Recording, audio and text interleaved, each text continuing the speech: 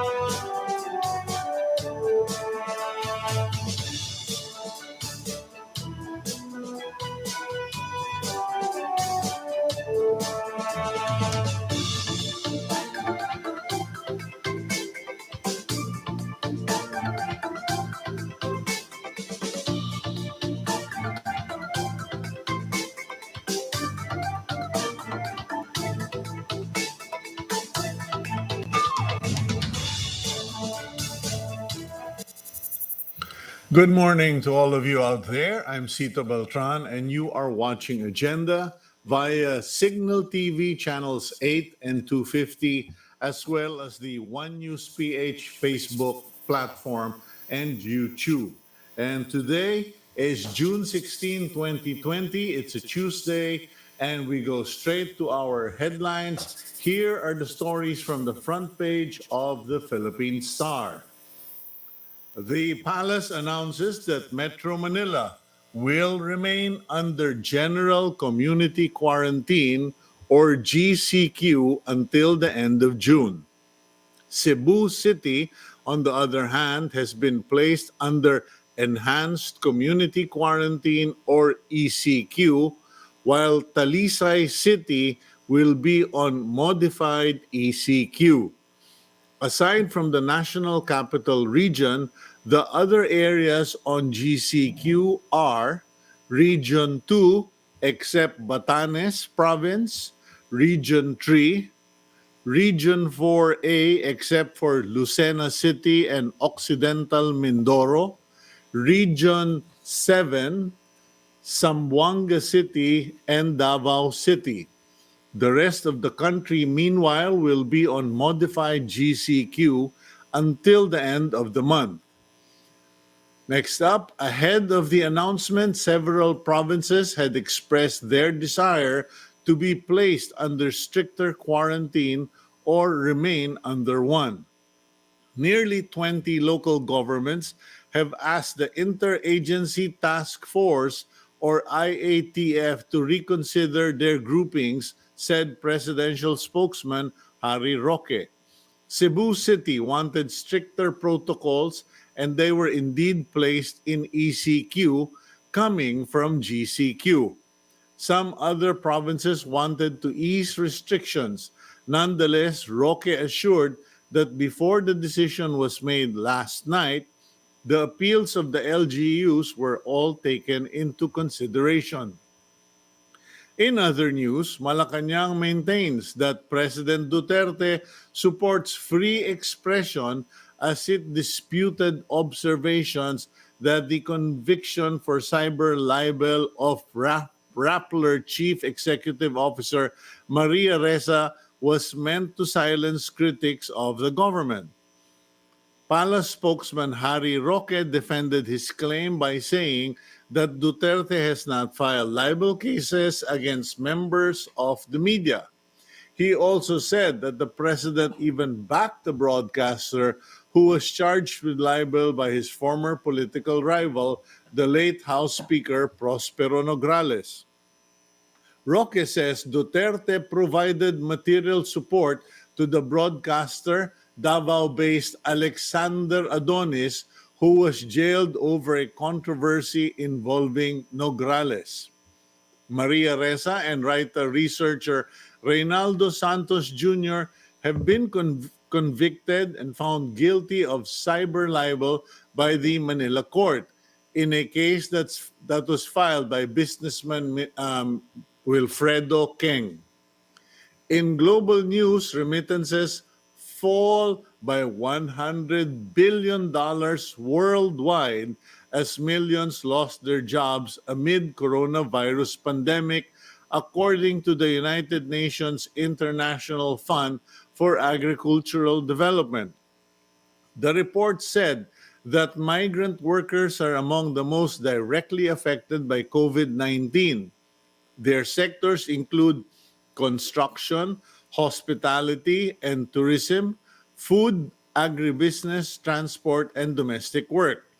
Globally, there are around 200 million migrant workers who send money regularly to 800 million family members. And those were the major news on the Philippine Star today. And there you go. There's the front page of the Philippine Star, and we will pick up more of the news as we go along.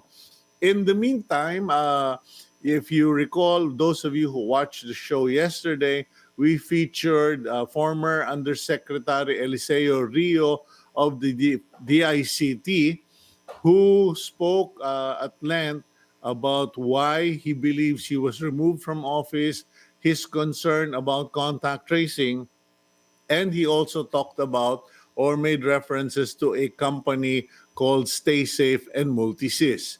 In the interest of balance and fair reporting and interviewing, we have with us today Mr. David Almirol Jr., CEO of Multisys Technologies Corporation. Good morning, David. Good morning, Cito. Okay, kwento-kwentuhan lang tayo because when I first heard of Stay Safe, akala ko pang Manila lang pang City of Manila. May nakita ako sa Facebook na pinopromote yung Stay Safe, and it was under the City of Manila, I believe.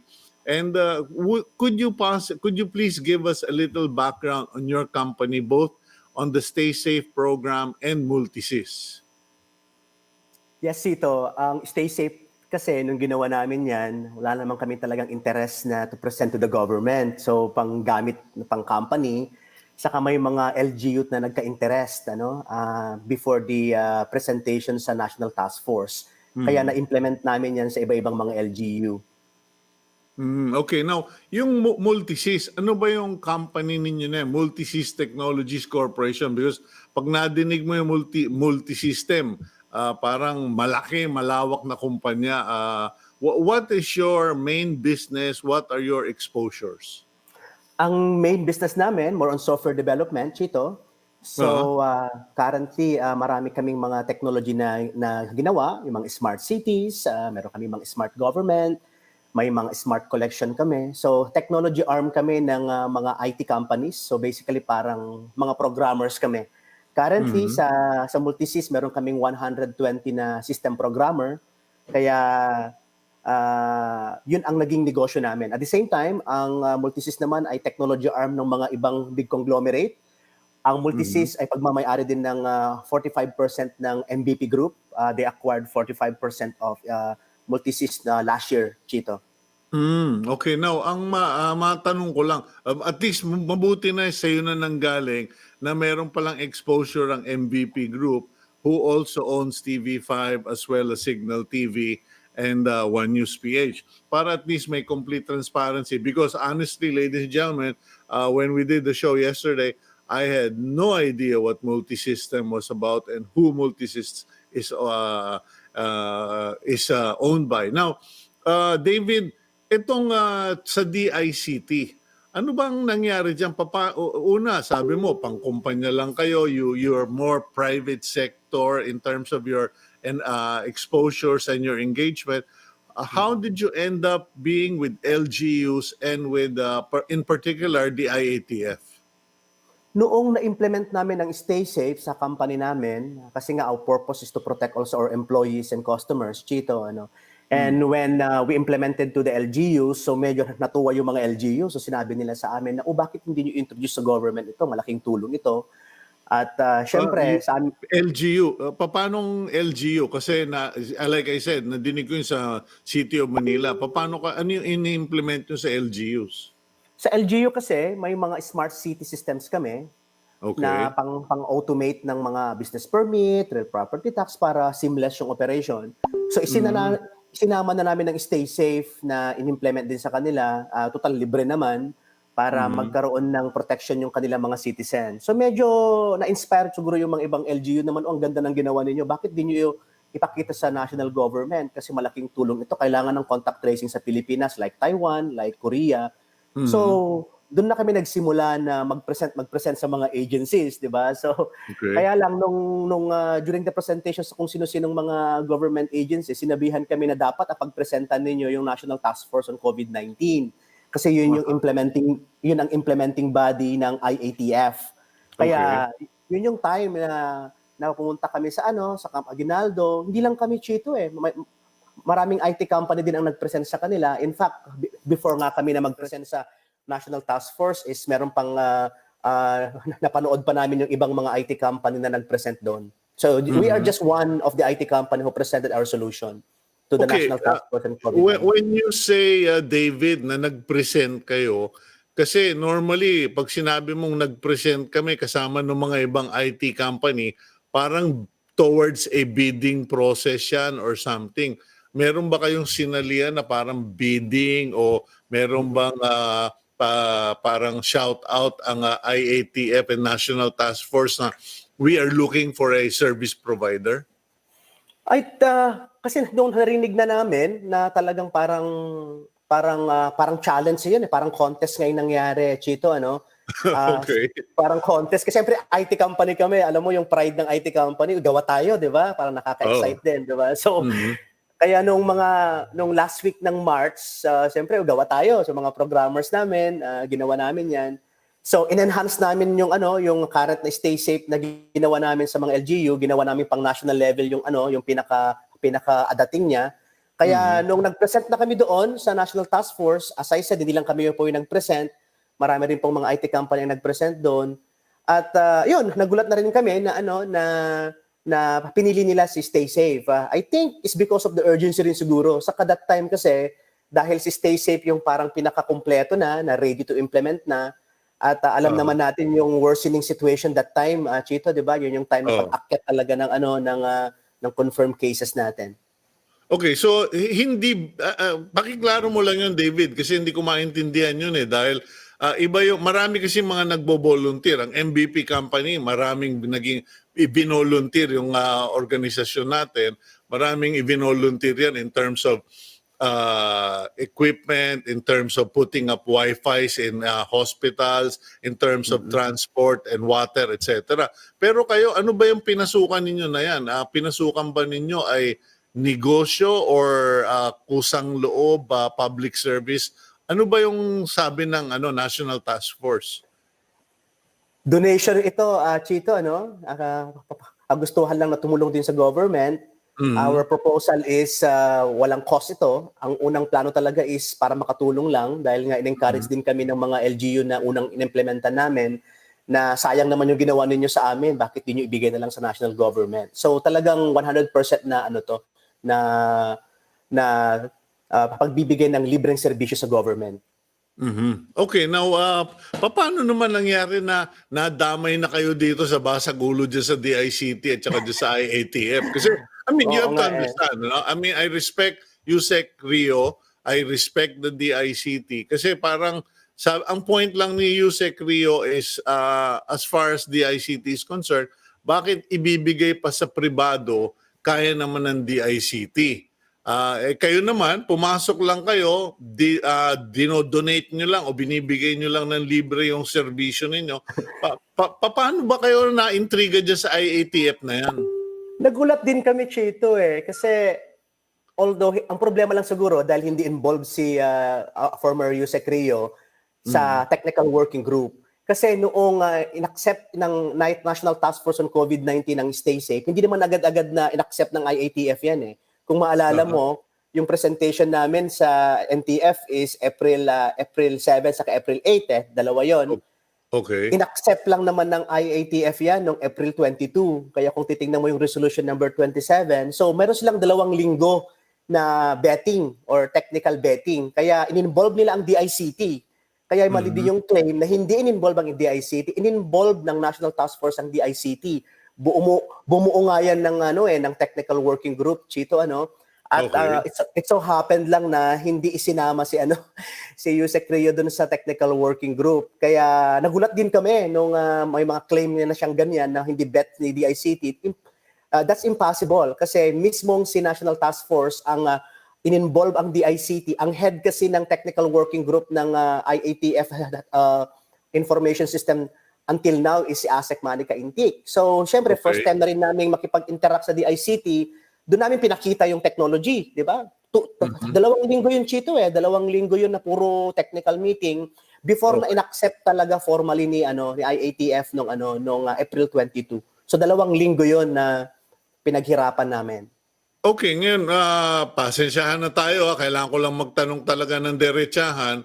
Okay lang po. Sino ba ang naging backer ninyo just sa presentation? Meron ba kayong backer o talagang open lahat yan sa lahat? Kumbaga, kasi sabi mo, napanood mo yung presentation ng iba, sino yung mga suporta sa inyo dyan? Kasi ang suggestion or ang dating parang may tao dyan sa task force o sa IATF na may interes o sumusuporta sa inyo?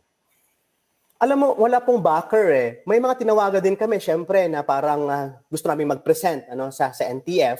So basically, hindi backer. Ang word lang sa amin ng mga kinausap namin, o di ipakita nyo sa NTF kung magustuhan nila, di maganda. So syempre sa amin naman, sa kagustuhan na ipakita yung skill din namin sa Multisys. At kaya nga po, isa kami sa mga IT companies na nag-present.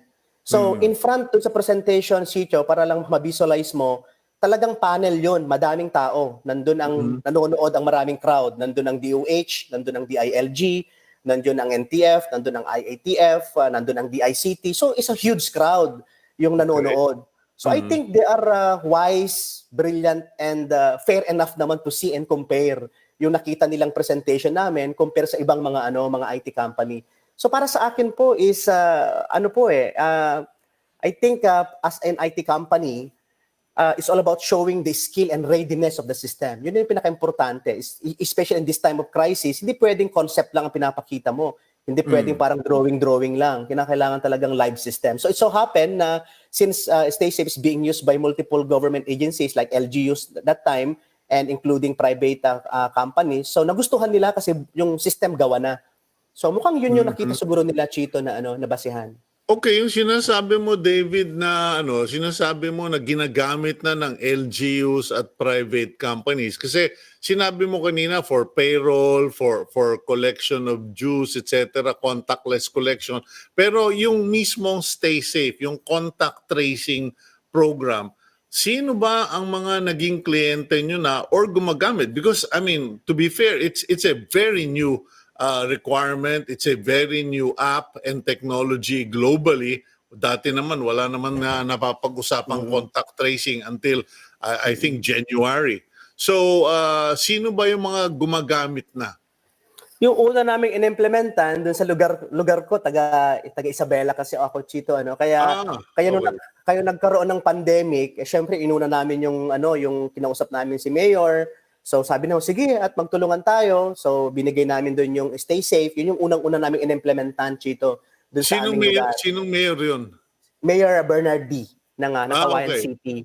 So Okay, Bernard, doon namin unang implement kasi that time wala naman kaming kausap na ibang agency, Chito, talagang Okay. kumbaga kawang-gawa lang namin kung sino yung gustong gumamit ng Stay Safe that time. Okay, so binigay nyo ng libre kanila Bernardi. Yes. Okay. Pagkatapos, ano ang naging experience nyo doon? Kasi ang isang issue na sinasabi lagi, yung system ninyo, para lang sa may mga smartphone, mga 3G, pero pag mga 2G na, wala nang silbi o hindi na magagamit at kukonti lang daw ang gumagamit.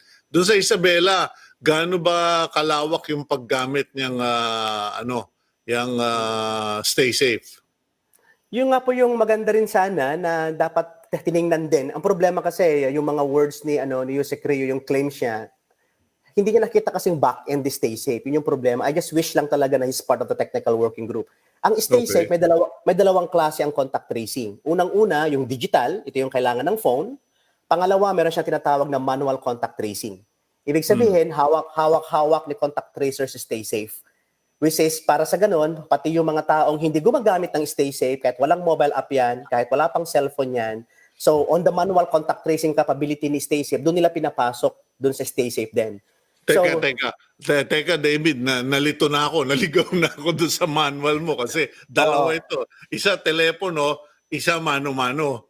Yes, yung mano-mano, contact tracer ang gumagamit, tao mismo. So example, Okay. pag ako yung halimbawa sa Kawayan City, meron silang mga contact tracers. Ito yung mga individual na halimbawa yung isang tao ay nagka-positive or naging confirm.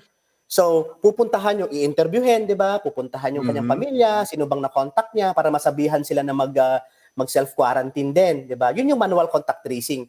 Instead na logbook ang gagamitin or papel-papel, si Stay Safe, pero hindi siyang manual contact tracing. So doon ipapasok yung information ng mga na-contact ng tao. Para So magkaroon ng... matapos mong gawin physical, mano-mano, ipapasok mo lahat ng mga nakahalubilo, nakausap nung may infection doon sa app na Stay Safe.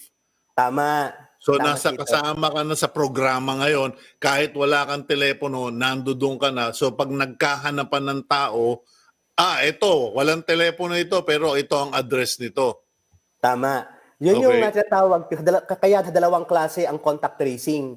Kasi in-expect na namin yan, Chito. Number one, ang sa Pilipinas, yung ating hindi naman lahat ng lugar is meron tayong connectivity, di ba? Number two, hindi naman lahat ng tao ay may cellphone. Kaya alam niyo yung mga claims na ganun, kung sinabihan lang kami, dapat napakita namin sa kanya. Kaya nagulat din kami, Chito. To be honest, may mga times din na kasama si Usec Rio sa mga presentation. May mga times.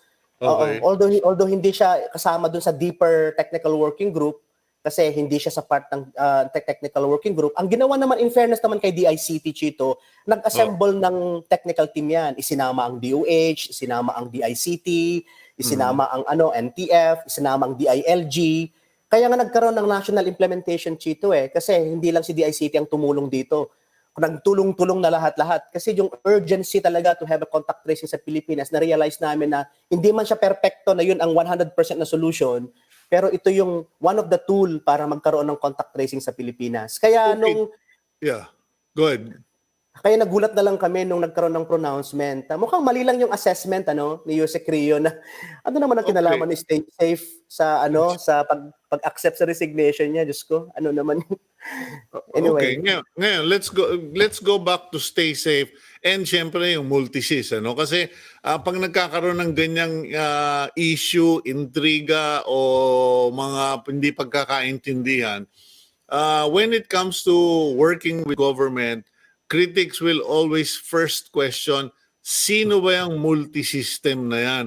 Gaano ba karami ang paid up capital niyan? Gaano ba kalaking organisasyon niyan, etc. So, could you give us a background on your company and how long you've been around and sino ba yung mga kliyente niyo? Of course, syempre, impressive. Kasama ka sa grupo ng MVP, malaking bagay yon. And malaking yan. But sino ba kayo talaga, David? Tahimik ang Multisys, Chito, kasi yun ang model talaga namin. Kasi we're supporting yung mga company na medyo rivals sila, okay? So ang naging model ng Multisys, hindi kami yung typical na IT company na kuha ng kliyente. So ang ginagawa namin, gawa ng solution. Kaya marami kaming mga end-to-end solution, Chito. May mga end-to-end solution kami sa sa e-commerce. So kami yung technology arm ng ibang mga payment systems, sa mga payment collection systems, not to mention yung mga malalaki ngayon. Number two is kami din yung meron kaming mga e-banking system din na ginawa, meron kaming mga smart city systems, meron kaming system para sa education, para sa e-learning, meron din kaming system para sa telehealth or sa healthcare, meron din kaming systems para sa e-government at ang naging model din namin sa government, Chito, kaya medyo marami kaming ginawang government agencies, hinire kami ng mga contractor as their programmer. So hindi kami yung contractor, pero kami yung parang development team or kami yung kami yung tagagawa. Kumbaga kami yung trabahador, okay, ng mga IT company. So consider us as an enabler. Yun ang naging ano namin. In terms of laki naman, Chito, currently, as I said a while ago, we have more than 300 IT experts now in Multisys. We have 7 branches in Metro Manila. Meron kaming 2 branch sa Manila. May 2 branch kami sa Ortigas. We have 1 branch in BGC. We have branch also in Quezon City. And we have also our mini Google type community in Parañaque. If you visit our facility, if you have time, Chito, kung makikita mo yung aming Google type community, so it's a 1.5 hectare compound. So doon natutulog na yung mga tao namin, doon na kumakain, libre ang pagkain nila, libre tirahan nila. So they have their own sports complex there, they have their own gym. Are you allowed to mention some of your clients? Kasi syempre naintindihan ko yung nature ng negosyo ninyo, David, no? I understand that, and syempre clients prefer confidentiality, but are there any significant clients or maybe government office or department that you've been doing work with? If you check naman, if you Google naman yung mga partnership namin, we are a technology partner of the likes ng GrabPay. We are a technology partner also of GCash. We're also a technology arm of Bayad Center. We are technology arm also of the Money Billiard Group, yung kanilang financial technology system. Of course, we're doing a lot of systems sa PLDT and Smart. And several IT companies, sila yung nagre-resell ng technology namin. So yung mga ginawa naming systems, binebenta nila yung system namin. So hina-white label nila. So parang kami yung manufacturing ng product at ang kapartner namin dito, mga IT companies naman na tumutulong naman na magbenta ng product namin. Okay, now going back to StaySafe, paano na ang plano ninyo with StaySafe? Kasi siyempre, nabigyan na kayo ng spotlight, so to speak, medyo susuriin na kayo ng husto, babantayan na kayo ng husto, paano ang balakin ninyo? What are your plans to level up or at least to meet the public expectation of a contact tracing app that is effective nationwide? Sa akin, ang ganda ng StaySafe. Even me, I'm proud with my team kung anong nagawa nila. So I think yung ginaya namin na sistema yung Taiwan, dahil ito yung isang mas efektibo na contact tracing. So in fact nga, kaya yesterday nga, Chito, nagkaroon kami ng media briefing. So pinesent namin yung buong back-end ng StaySafe for transparency purposes para malaman din ng mga mahal nating media yung ganda ng StaySafe. Ang balakin namin dito is to continue helping the country. Ina-expect namin na hindi lahat magiging masaya, hindi lahat ay syempre, especially pag may mga dinadalang ibang grupo na hindi na napagbigyan, normal lang yun na may magalit. Pero sa amin po ay tulong yung aming intention, alam ng buong grupo yan, alam ng buong team yan, yung passion namin, yung urge namin talaga na makatulong din sa bayan. Kaya itong mga mga comment is medyo, to be honest, medyo nasasaktin din kami kasi it's not even, wala kaming intention at all na pumasok sa politika. Sa amin is tulong lang at since kung ano yung gustong gawin ng DOH, ng IATF, we will follow their guidance. Yun na lang siguro kasi gusto ko na rin maapura yung transfer, Chito Gusto ko na rin maapura.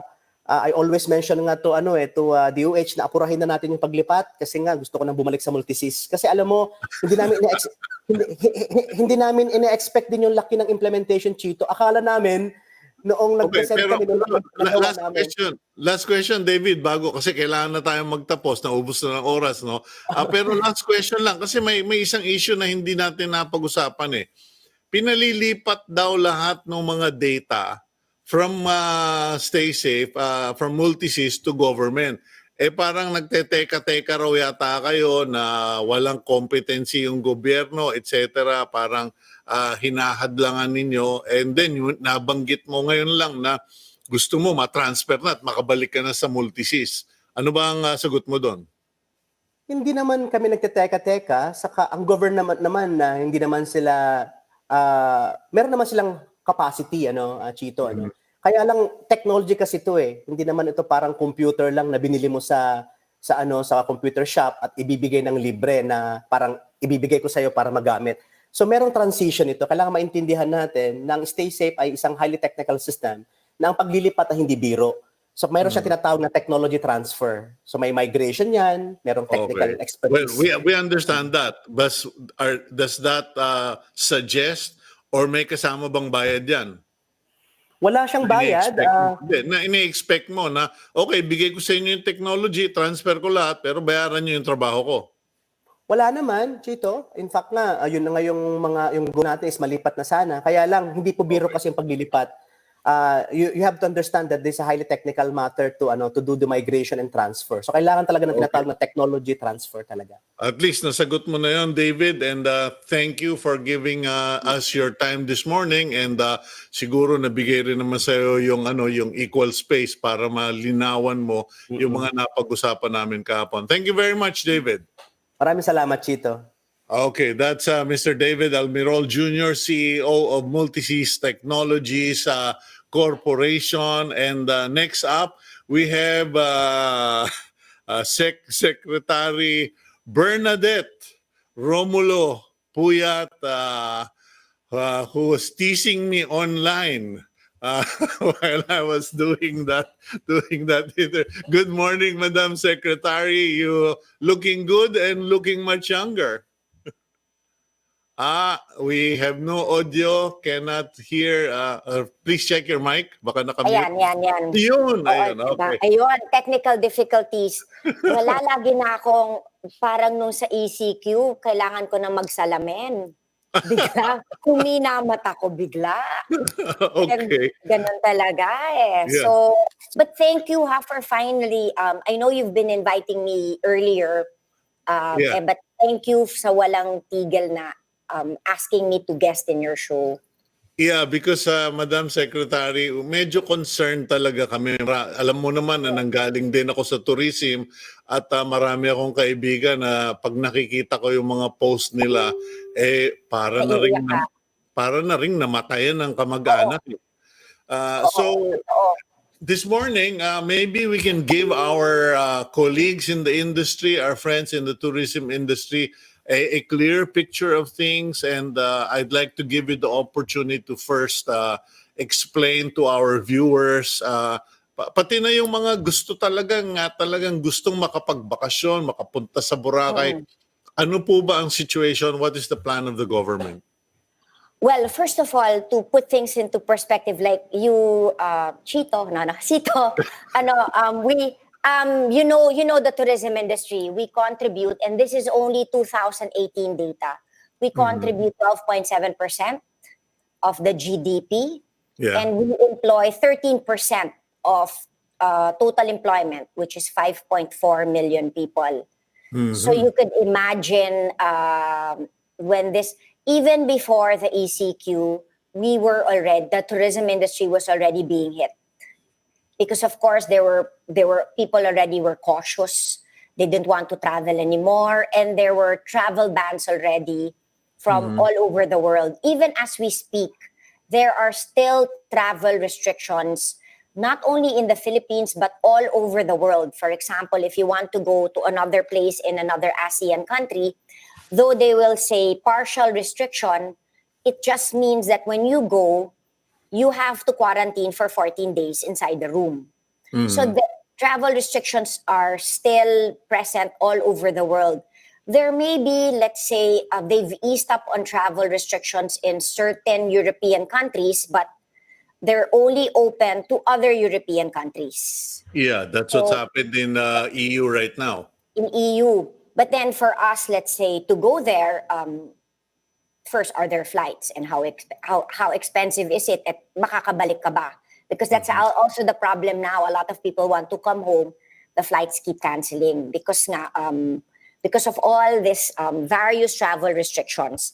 Now, for 2018, we were able to reach our target of actually the target was 8.2 million. We were able to slightly increase 8.26 million tourists. So that was the first time it was a record. Mind you, the target, the NTDP, the National Tourism Development targets were made before even the PRD time. So that's all set in stone, and we never bothered to change it because it's always good to have a target that's high. And in fact, I was pleasantly surprised we were able to reach that. January, we increased tourist arrivals by 8.8%. So we were on a roll. But 2018, domestic tourism was already 111 million, way above the target, which was only 86 million. So that means, which is good, Filipinos love traveling around their own country. Because of course, why not? I mean, there's so much things to do in the country. Now, February, dumating ng Feb. Nagkaroon na tayo ng, doon na nagsimula yung COVID. We had to ban already, nagka-travel ban ng China, Macau, Hong Kong. Our numbers decreased by 45%. No March, that is it. It was not only it's not only we had travel restrictions all over the world, but sila rin, bawal na rin tayo pumunta sa kanila. It was all over the world. So we decreased by, I think, 70%. Of course, that's March. April, May, 0% na. So for the first 5 months of 2020, January to May, we had, if you count January, we had 1.3 million, which is a 62.21% drop.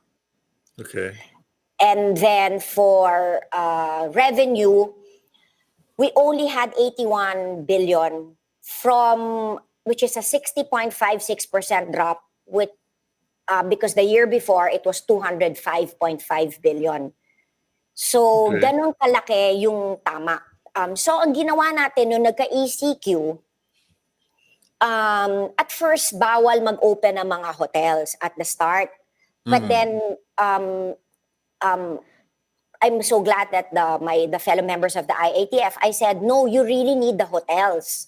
Why? Because when we started the ECQ, walang public transpo. So the hotels now became accommodation.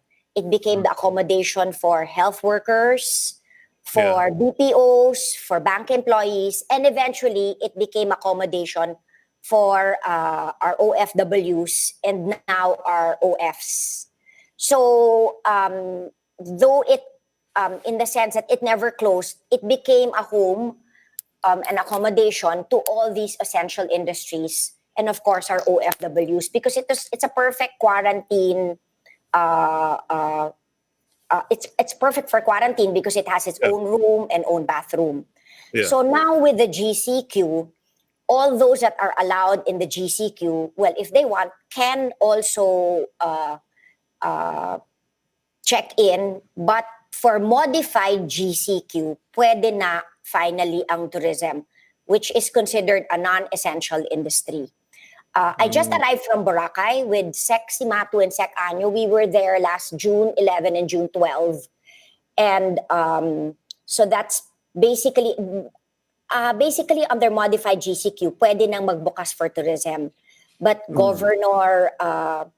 governor of Aklan and the mayor of Malay said that they are comfortable opening muna for Western Visayas. So I actually asked, don't you want to open for other places that are under modified GCQ? They said, Western Visayas muna. Now, I've noticed this is a pattern with all other LGUs that are under modified GCQ. For example, Baguio, modified GCQ na siya since June 1. But I asked him, Mayor Magalong, I said, when do you... First, he had this presentation on how they really rely on tourism. Then I asked him, when are you going to open? He goes, September.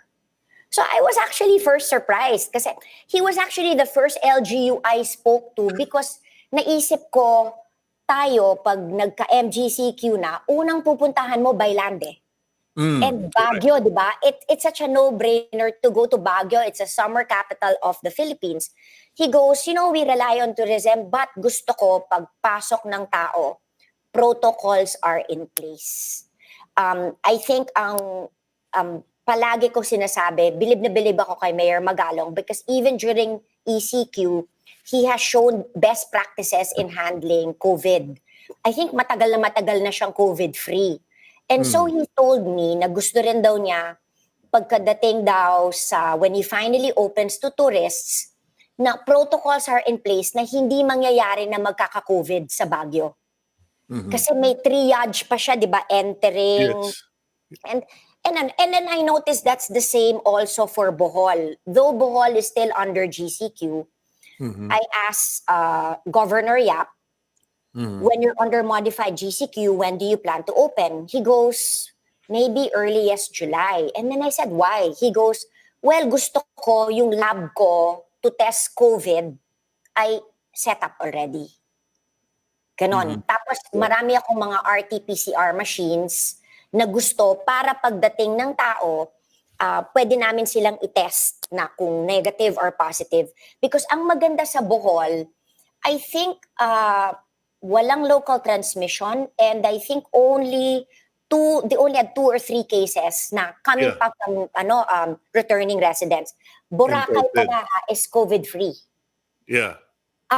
So this is actually new to me because di ba hindi naman tayo federal system, but then I really decided na kahit na modified GCQ, hindi mo pwedeng pilitin ang LGU magbukas because it's actually admirable because gusto nilang ayos yung protocols nila. May pinangangalagaan silang reputasyon.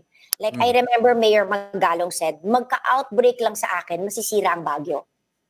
So, ang maganda dito with Baguio, Boracay, or even Bohol, when they finally open, alam mong safe for tourists.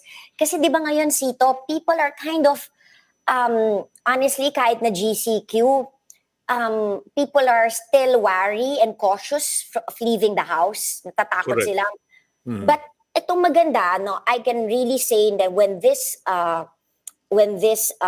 tourist spots open, all the protocols are ready. When we went to Boracay, I was Cito, sorry, you want to ask a question? Masyado yata ako madaldal. No, it's okay. No, I just wanted to point out the fact that maybe it's a silver lining because before COVID-19, isa doon sa mga mainit na issue was yung lack of ambulances, lack of hospital facilities in tourist destinations.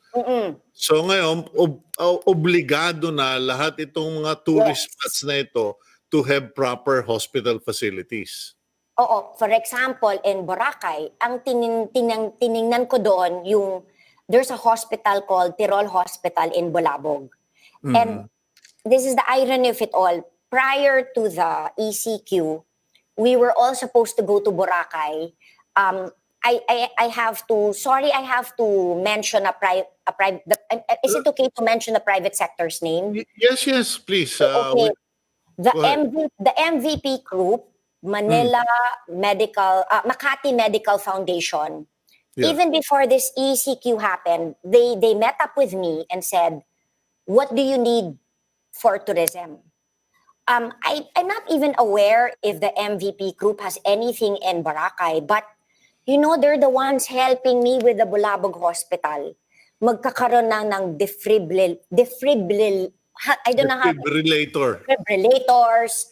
Kasi I was explaining to them, there's a hospital there, pero pang-panganak lang. Pero ini-enhance nila ngayon.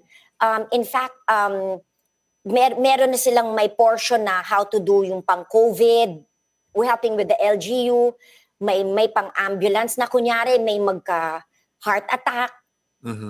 Ini-enhance nila yung hospital para for these emergencies, pwede na. And this was before, remember, I think I was telling you na, for the first time, PRD was going to Boracay to boost domestic tourism. Yeah. Tapos, nangyari ito, ang bilis ng pangyayari. But the Makati Medical Foundation was already there. And helpful, I can tell you, I have to mention them over and over again because they did it talagang really because they wanted to help. Because they were telling me, ano ba ang problema ng turismo? I said, exactly what you told me, Cito. Yung medical. Like, it's crazy that may magkaka-aksidente, let's say, sa Boracay, dadalhin ko pa sa malayo sa Kalibo. Di ba kailangan katiklan na? So they're helping me enhance the hospital. So yung mga ganyang emergencies, doon na pwedeng gawin. Now, I have to really also say, na impress ako kay Governor Miraflores of Aklan because nagpapagawa siya, LGU money, ng laboratory for COVID. And he already has 2 RT-PCR machines. Tapos kami, again, out of the goodness of the hearts of PhilInvest Group, they donated also another RT-PCR machine. Di ba, Sito, yun na nga, you can't have that, you really have to have a lot, lalo na pag maraming tao. Kasi what if mag-bog down yung isang RT-PCR machine? So now, Boracay has 3 RT-PCR machines. So But what about the system that we have on the ground right now, Secretary? Kasi there are provinces that are requiring inbound people, kunyari returning resident, OFW, bago kayo umalis dyan sa Metro Manila o sa kinalalagyan nyo, magpa-test na kayo para double testing. Will this become a tourism policy? Oh, okay. In Kalibo, it might happen. I notice now, protocols keep changing, parang minsan every week. And right now, that's what they want na. Before, kasi ang nangyari daw, tinest sa Manila ng RT-PCR, negative, tapos pagdating sa probinsya, nung tinest, positive pala. May mga nangyaring ganon. But I'm talking like, for example, to Governor Yap, the Aboitiz Foundation also gave an extra RT-PCR machine. With all these RT-PCR machines, tinatanong ko ngayon, pwede ba, let's say, pag may dumating, huwag naman 14 days na sa kwarto. I mean, anong klaseng bakasyon yun? So, I think it's more of, he said, basta let me fix my protocols. For example, mangyayari ganito sa Boracay. When di ba matagal na yan na you cannot enter kung wala kang hotel reservation? Yeah. So once you have a hotel reservation, you're given a health declaration form, which you have to fill up. And yung information about yourself, if may sakit ka, and then you're given a QR code. Now, once you have the QR code, pagdating mo sa Boracay, you just have to scan the QR code. Ang kagandahan sa QR code, but I cannot take credit for this. This is really the LGU of Aklan. Ang maganda sa QR code, first, contactless na. That's number 1. Number 2, wala nang linya, papasok ng Boracay. Number 3, alam mo na kung sino yung tao na nasa Boracay at a specific time. Then I asked the governor, let's say, biglang magkaroon ng temperature. It happens, di ba? In normal times, even pre-COVID, meron ng COVID hotline, dadali na sila sa hospital, iti-test. Let's say, positive sa COVID, aalisin na sa island. Ganon. May mga ganon protocols na. Tapos, let's say after the Boracay trip, tapos nagka-COVID. Alam mo na kung kailan siya nandun sa Boracay. So now you can do contact tracing.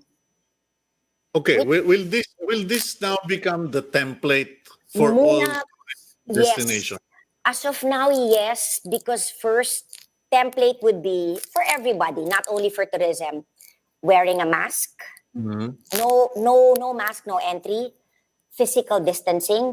That's why when you enter Boracay, may mga markers na on the floor kasi people naman, I have to admit, amali ko ba, they always say 1 meter is your arm. I'm pretty short, so I really don't know if that's really 1 meter. So I really love the foot markers because I really know, okay, this is where I will stand. Kasi mahirap rin mag-compute, di ba? Or yung 1 meter mo is not the same. And contactless, that's very, and then in fact, when you enter the hotel, meron na silang yung glass acrylic sa harap kasi hindi na pwedeng, kahit na nakamask, mahirap pa rin yung... May nagsabi sa akin, Secretary, na kahit mabuksan itong mga tourism spots, wag tayong umasa na yung mababalik tayo doon sa dating sistema ng kainan. May nagsabi na food packs muna for the longest time. Oh, until there is no vaccine. Mm. We really Okay. have to first wear a mask, physical distancing. Yung ating best friend is hand sanitizer. Mm. Until there is no vaccine. And maganda ng safe but sure. We want to open, cautious tayo to open. Kasi you've been hearing in so many other countries, parang the whole world, wala kasing handbook on how to handle COVID. So, minsan, I sleep at probably 4 to 5 in the morning. Nagre-research lang ako, thinking, oh, what are the other countries doing? Nagka-outbreak na ba? You're looking at all the best practices. Parang Yeah. no country can tell me, okay, this is the best practice. Or maybe one country says, oh, okay, zero COVID. But when you look at the population, it's not more than 100 million like the Philippines. But I am so grateful that the Philippines we have 7,641 islands. Why? Because, for example, we have 12 international airports. Bohol and Boracay have their own international airport. Ibig sabihin, pwedeng-pwede yung travel corridor or travel bubble. Good that you mentioned that. Kasi I was really going to go there because last time I spoke with Artiap, Governor Artiap, he put up, he shared that idea or that concept, yung travel bubble and travel Yes. corridors. Oo, sabay kami, we were talking about it. Mhm. Nag-uusap kami, sabi niya, you know that he was my former boss. He was my Ah, first I did. boss in the Department of Agriculture. Okay. Oo, I know you were with the DA, but I didn't realize the Mm. connection. Okay. He was my boss from 2006 to 2010. Yung pagka-OC ko, nakuha ko sa kanya. Yung ano. So we were, imagine when we talk, it's ano. And then, I remember prior to that, we would have heated arguments about, kasi syempre ako yung nagpo-provide ng hotels for quarantine. And then after that, sabi ko, I call him Sassy. Sassy kasi before, he's called Secretary Arthur Siap. So I said, Ah. Sassy. Sassy siya. Well, now he's gassy, but he refuses to be called gassy. So, I wouldn't want that to either. I Okay, go, so Sassy, pahihirapan mo ba yung mga turista natin? Parang it's crazy. Although, to be fair to him, all over the world ganon 14 days ka magsistay when you go to a place. I go, Sassy, yeah, pahihirapan. in fact, I believe in England, nagdemanda na yung three major airlines. They're filing a case in court or filed a case in court kasi china-challenge nila yung 14-day quarantine Yes. policy of UK for inbound tourists. Yes. Okay. I won't mention the country, in other countries, kahit na negative ka, you stay inside the room, tapos meron kang band. If you leave that room, iingay. Tapos mafa-front page ka pa. That's China. No. That- I'll tell you later, that's another Okay. country. That's another Okay. country. You won't believe that that's the country and you have to pay 500,000 pesos. If you violate. If you violate, kasi I was going, what if I stay in a hotel, may rami namang pang shopping sa baba. Hindi ma'am, hindi ka pwede, doon ka lang sa loob ng kwarto. Wow. So, In any case, going back to that's how in Bohol, okay, he going told back to Gassi. going back to Gassi, he said na, let me make my laboratory to test COVID. So now he has 3 RT-PCR machines. He's still looking for more para mabilis yung testing, within hours lalabas. Yeah. Mahirap naman na matagal lumabas yung machine. But how possible is that, Secretary Berna? Because he was talking about a corridor between Taiwan and Bohol. Now, would the government of Taiwan, because you are the Secretary of Tourism, do you believe that these countries or these selected countries would be amenable to such a corridor? Granted that Bohol is COVID-free, it has its laboratories, etc. Yung possibility ba yun? Mangyayari kaya yun? We have attachés we have 12 attachés all over the world. I spoke to our Australian partners. I spoke to our Korean partners. They are dying to leave the country, their country. And if they are assured that they're going to an island that is as COVID-free as them, let's say in Australia, to they're amenable to it. Definitely. Because lahat sila may cabin fever. Of course, now they're promoting domestic tourism within their country. Yeah. And I believe it's between Australia and New Zealand. That's sila naman nagsimula nitong travel bubble, di ba? Australia and New Zealand. But when you talk to every week we talk to our partners, they are dying to leave. Syempre, iba pa rin yung nasa warm weather ka, iba pa rin, open na open. In fact, when I was talking to one of the Korean partners, kasi he's dying to go diving, number one ang diving nila here in the Philippines, he said, as long as you don't give us the 14 days, we're in Korea kasi, hindi banned from leaving, but they're discouraged. Okay. But they told us, if you can give us a place where, of course, they can fly directly, and we don't have to stay inside the room for 14 days, we're going to go there. Yeah, so basically you sanitize a particular destination, I mean a hotel, a resort, no contact with the outside population. They just get to do their thing and then they in and out. So it's like what I've been suggesting, yung point-to-point local tourism.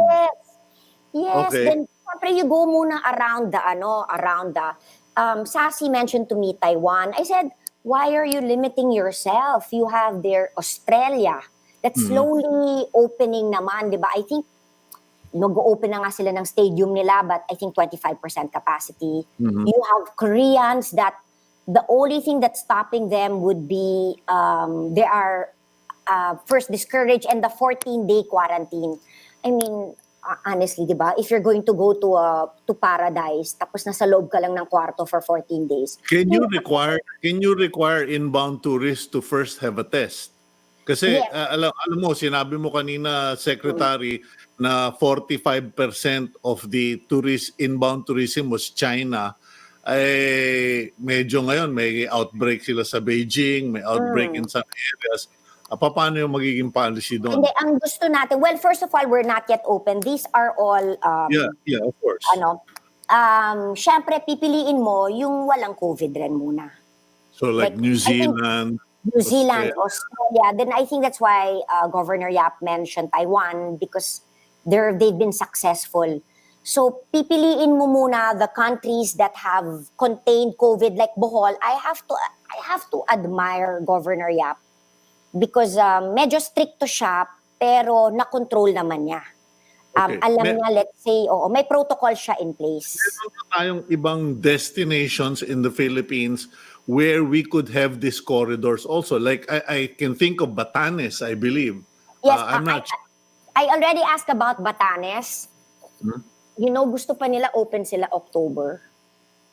Wow. Yeah.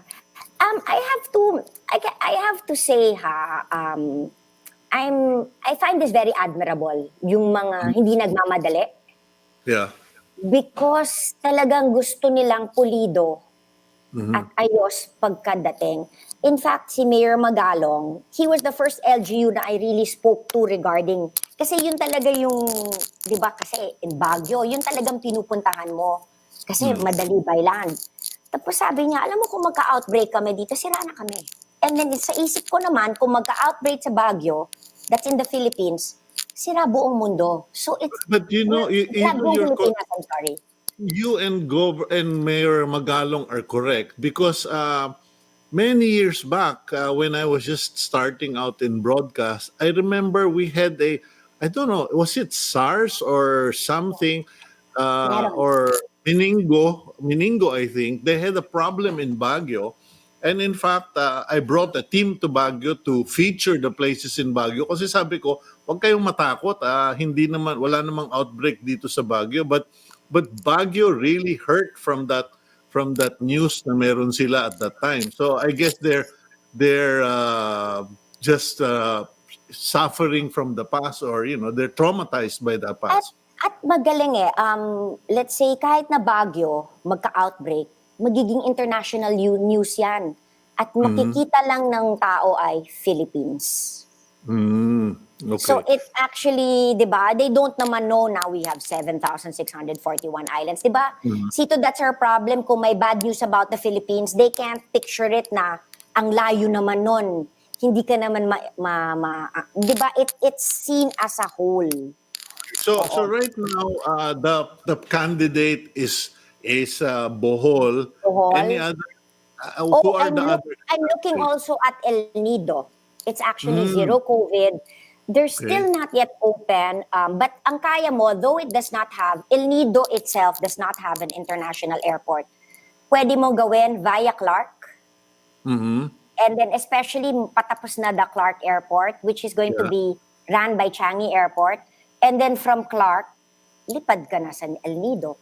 Or El kung Nido pwede, Airport, the local airport, yes, because they El have Nido a local Airport. runway. Okay. That's how it is naman in other countries. Hindi yung palipat-lipat ka in one country. Tapos, kausap ko na si Vince Dizon. Mhm. Kung kunya, they also have a COVID test. They can test you already in Clark pa lang. Mhm. So, until pwede naman for the comfort maybe, let's say, of other places, kung negative na sa Clark, doon na sila lilipad. Pwede rin. Okay. There's also a flight I heard recently. Camiguin is already asking for contactless also.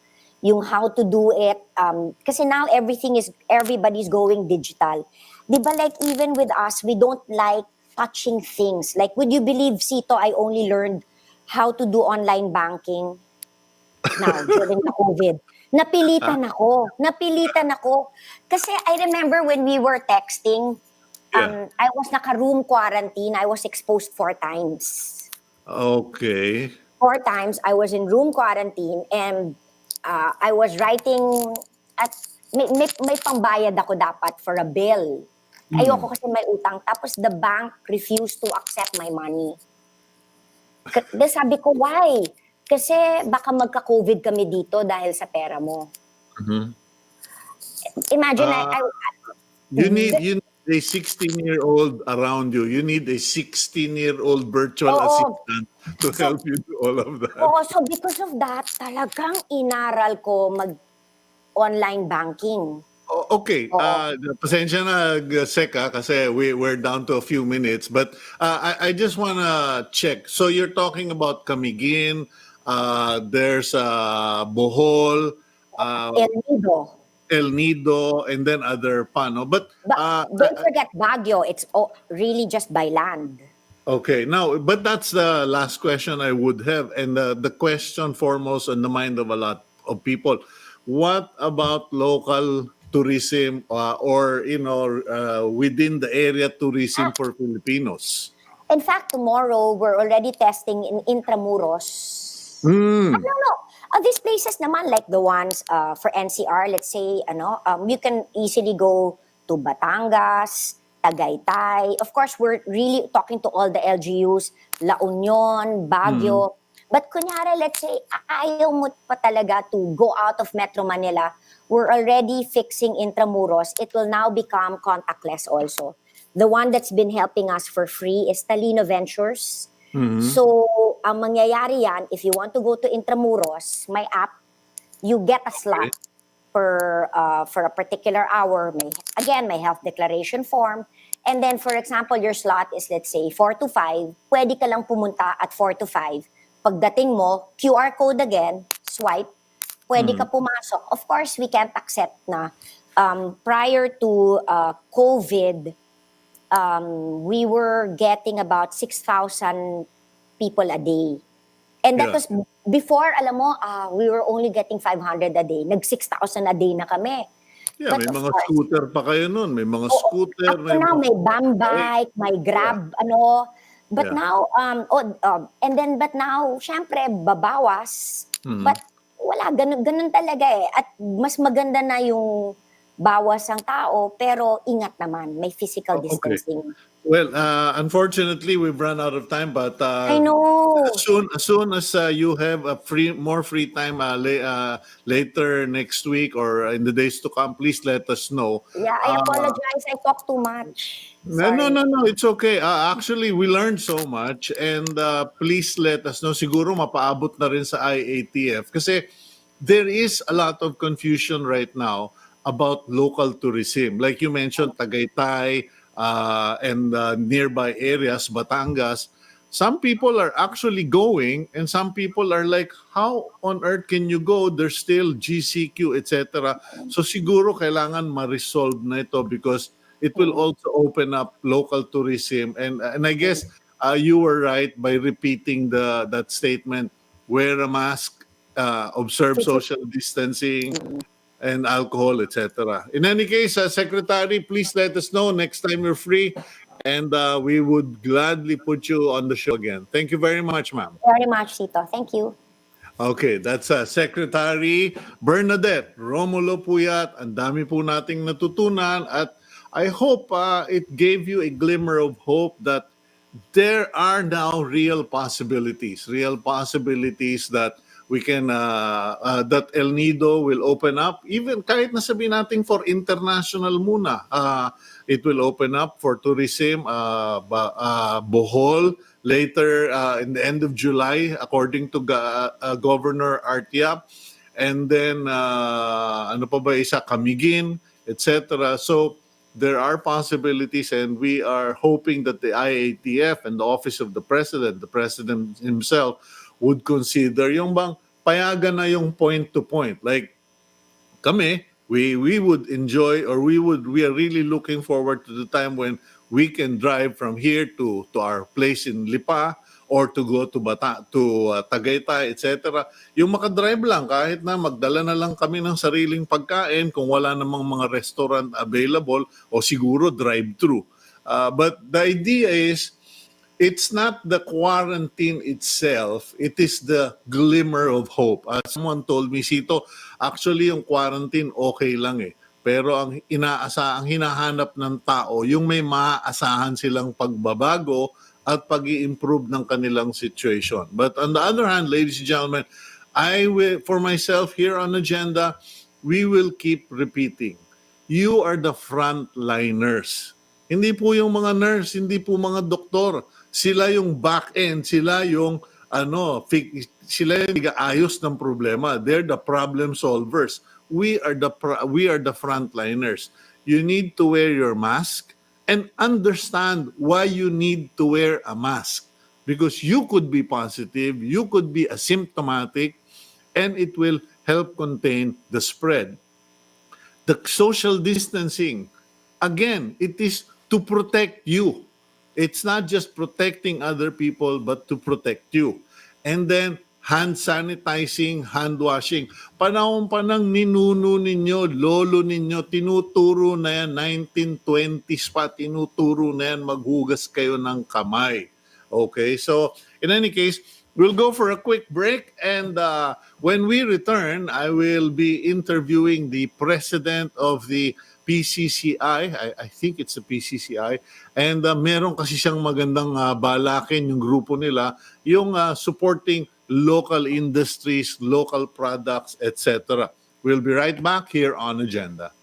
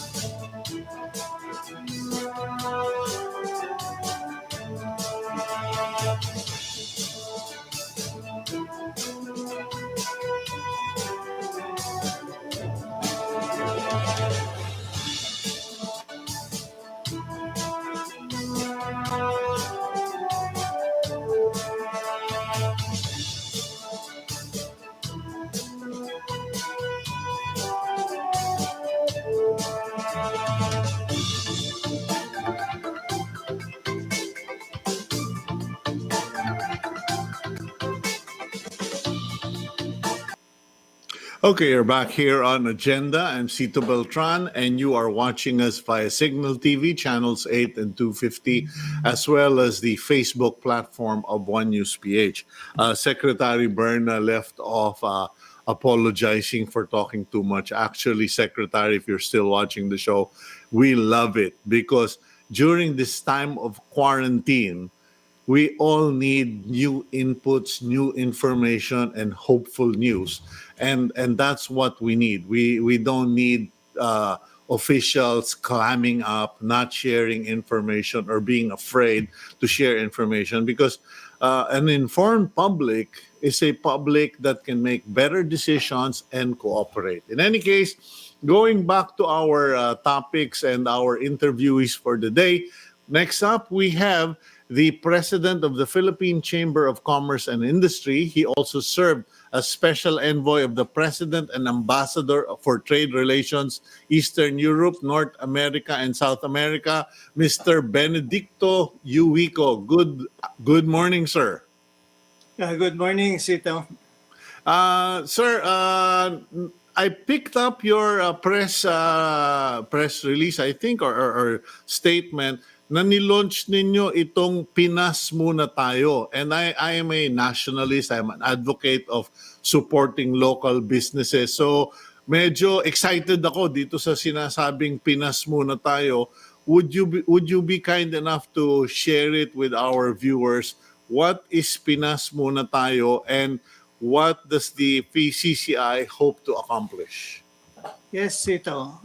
Pinas Muna Tayo is an initiative of PCCI in conjunction with the Department of Trade, Department of Science and Technology, Department of Tourism, as well as private sector partners like Alliance Global, Resorts World Manila, and others. Ang objective nito is ilagay sa national consciousness ng mga Pilipino that part of what they probably need to do to help in the economic recovery is to buy Philippine products. So we decided that appropriate itong Pinas Muna Tayo campaign ngayon para ipaalala sa mga kababayan natin that this is something that they can contribute, that this is something that they can do. Ngayon, doon sa PCCI naman, as you know, we are a nationwide organization. We have 35,000 small and medium-sized enterprises all over the country. And we are going to use them, particularly those in the retail trade, to implement what we call Shop Pinas as part of the Pinas Muna Tayo. So, Paano po yung Shop Pinas na yan, Mr. Yujuico? well, Shop Pinas really will be a program where we will be sending out promotional materials, brochures, and other items all over the country, stickers to put in the stores para ipaalala sa mga consumers. Pag dumadaan finally. sila Sorry no? Finally, kasi matagal ko na po sinasabi yan, Mr. Yujuico, kasi ako pupunta ako doon sa supermarket, lalo na pag yung supermarket ang may-ari ay Chinese, parang maghuhukay pa ako saan ba yung made in the Philippines or locally manufactured. Parang it takes an effort to find what is made in the Philippines. Yes, and we do need to promote this. And alam mo, marami tayong mga produkto na magagaling. Kaya lang, hindi natin, we Filipinos do not really sometimes appreciate what we have in our own country. So, itong initiative na ito is PCCI will spearhead. Tutulong tayo sa mga retailers. In addition to just the stores, we are going to invite yung mga retailers to be on the online platform of the Department of Trade, Department of Science and Technology, and also PCCI's e-commerce platform. Ilagay nila yung mga produkto nila doon at tutulungan namin silang magbenta ng kanilang mga produkto. Okay, now, so step by step para sa mga viewers natin na kasi ang Pilipino naman, of course, nagmamadali yan, laging wala ng oras para maghanap yan. Paano ba natin maaakit or how can we, get Filipinos to know which one is, locally manufactured? Kasi nung ko pa sinasabi naman yan, Mr. Yujuico, that many of our manufacturers also don't put made in the Philippines or proudly made by Filipinos. At totoo yan. Sa mga ibang bayan, it is a law na ilalagay kung saan galing o kung saan gawa yung mga produkto. Dito sometimes, yung ating sa colonial mentality, I'm sorry to say, inaalis pa yung tag na made in the Philippines. So part of what we want to accomplish is to have a national pride ng mga Pilipino, to be proud of yung made in the Philippines products. Imbis na alisin nyo, you display it. Ito po made in the Philippines. Be proud and of course, be helpful as well. This is what we want to accomplish. Actually, a mindset is what our goal is. Hindi lang yung o sige, bumili ka ng t-shirt made in the Philippines. No, I want to accomplish more than that. I want to be proud of our culture, our heritage, our art, and all of the things that are made here because this is what will make our country strong. COVID or not, we happen to have COVID now. So it's an appropriate time for us to rekindle itong pagmamahal sa Pilipinas, Cito. This is what I'm trying to do here. Well, I admire you for that, and I get the impression you are a newly elected president of the PCCI. Is that correct? Bago po yan. Kaya itong COVID, wala ho sa job description nung ako'y inalok na maging presidente ng PCCI. Hindi, maraming salamat na tinanggap nyo kasi it is remarkable that one of your first public pronouncements with the PCCI, of course, behind you, is something that is nationally focused, nationally beneficial. Kasi maraming mawawalan ng trabaho pag makikipaglaban pa sila sa mga imported na mura pa, kanya lang naman mura, ay sinusustentuhan ng mga ibang gobyerno. Now, regarding the program, what about cooperation of retailers? Kasi nandiyan na tayo. Yung produktong Pilipino, magaling. We have very good Filipino products. I love Filipino products. But then, many retailers, parang for sale yung eskaparate, yung placement, may bayad. So, wala namang, okay, this section, puro made in the Philippines. Paano gagawin nyo dun? Well, a part of this is also an education program. Tutulungan namin technically yung mga retailers on how to position yung Philippine products. Pwedeng gumawa sila ng isang section or even a whole store like yung Kultura. I'm sure you've been to SM's Kultura. So you have all Philippine products there. But most of our retailers do not really discriminate when they display Philippine-made products. So step by step, all what they are asking them to do is to one, make sure that they actually show pag merong mga clients na naghahanap ng t-shirt, ipakita rin yung made in the Philippines, hindi lang yung made abroad na t-shirt para naman merong patas. But more importantly, tutulungan namin sila for advertising and promotion and discounts. We're going to supplement itong made in the Philippines or by Philippines with a lot of structural support. Hindi lang sa, sige, stickers sa tindahan. No, we are going to have a lot of programs and para makatulong din, para makatulong sa pagbenta ng mga retailers because that's the only way that they're going to help us out. Malaman lang namin, Mr. Yujuico, for the benefit of our viewers, what is the ratio of products in the market at the retail locations between imported products and local products? O kaya one is the ratio.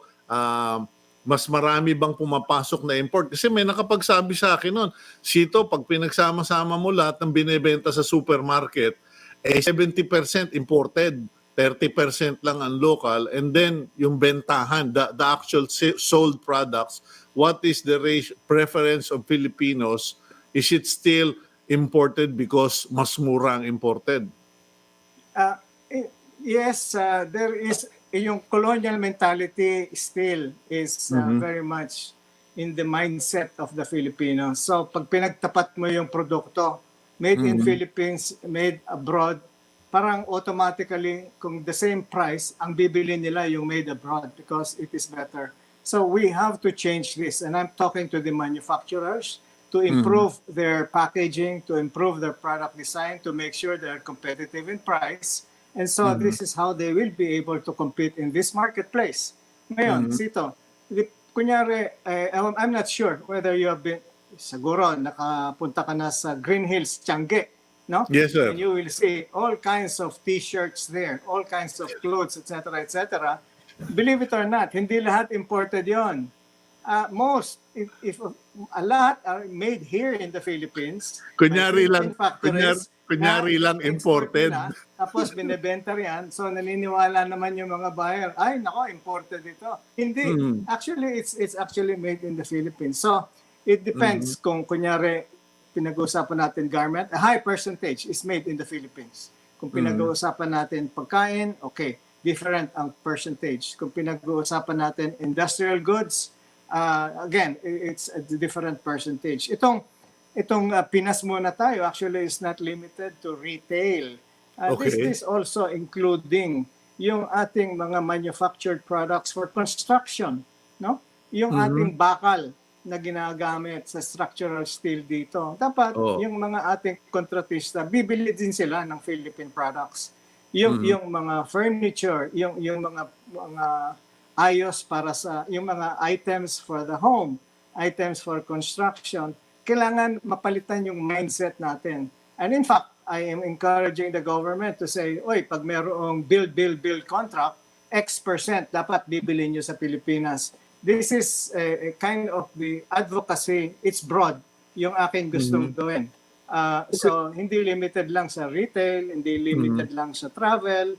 Pag hindi, it's a whole mindset. Kung gusto natin ang Pilipinas umabante as a country, we will have to do this. Alam mo, Cito, I just want to mention very quickly, I was president of international organization of 28 countries, Chamber of Commerce and Industry. 4 na taon akong presidente. So nakita ko lahat yung kung ano yung mga mabubuti na ginagawa ng mga ibang bayan. Ang Vietnam, for example, paano sila nakaabante very, very quickly. Ang Vietnam, paano silang naka-attract ng all of these manufacturers na umaalis sa China, doon pumupunta, at dito sa Pilipinas, napaka-konti o wala. But this is a different subject matter. But it is part of the mindset that I want the whole country to realize that we are in one boat, na kailangan magtulong-tulong tayo. At saka yung gusto kong maibalik yung ating sense of pride being a Filipino. Kasi talagang medyo nationalistic ako. You can hear from the way I talk, no? So lumalabas sa Mr. Yujuico, bandang huli, in the final outcome, it is really the consumer. Nasa Pilipino talaga, sa mamimiling Pilipino, kung pipiliin nilang suportahan yung sariling atin, suportahan yung Pilipinas muna. Kasi I'm sorry, I'm not an economist, but from what I've picked up in the in news and in public information, we are an economy supported by consumerism. Lumulutang yung ating ekonomiya, yung ating mga negosyo dahil ang mamimiling Pilipino ay malakas gumastos ng pera. Ang problema lang, mali o hindi na naka-align sa national interest yung kanilang pamimili. That's true. Hindi lang naman, Cito, nasa kamay ng consumer. No? Nasa kamay din yan ng gobyerno. For example, kailangan bigyan ng incentives ang mga manufacturers dito para yung kanilang produkto can be sold at very competitive, if not lower prices than imported. Kung ganon, automatic, merong counting reason, hopefully, na bibilin yung Philippine-made product. Number 2, government should insist if there is a build contract or construction, X% should be bought locally. Hindi pwedeng gagamit ka ng imported na semento for build.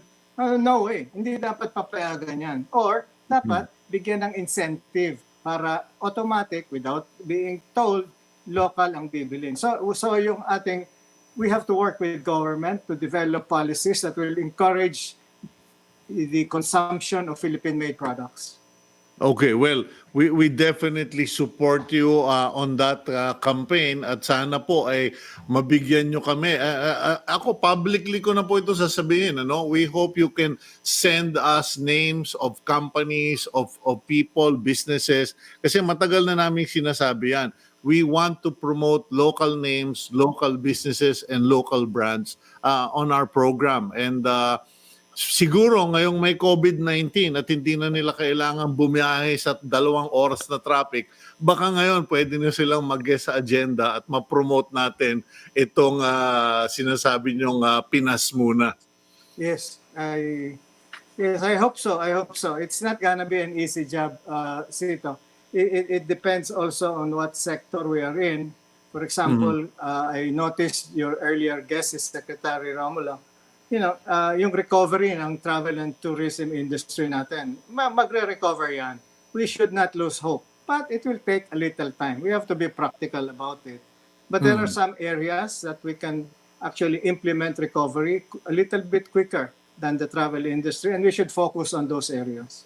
Okay, well, I leave it at that, Mr. Yujuico. Thank you very much for joining us this morning. Pero hindi naman po ito ang huling pag-uusap natin. Marami pa sanang susunod and kasama ng mga members ninyo. Tinatagalog ko na kasi alam niyo nationwide naman tayo napapanood para maintindihan din ng iba na kahit maliit na tao, malaki ang maitutulong para sa Pilipino. Thank you very much, Mr. Yujuico. Salamat, Cito. Thank you. Okay. God bless. And that's Mr. Benedicto Yujuico, President of the Philippine Chamber of Commerce and Industry. Bago po tayo magsara, I would just want to make mention yung mga pahabol ni Secretary Berna. Boracay already open for domestic tourists from Western Visayas. Bohol will start initially with domestic tourists also from their region. There is, would you believe, 1.9 trillion pesos out of 2.204 trillion pesos of tourism revenues actually come from domestic tourism. That's 11.1% of 12.7% GDP.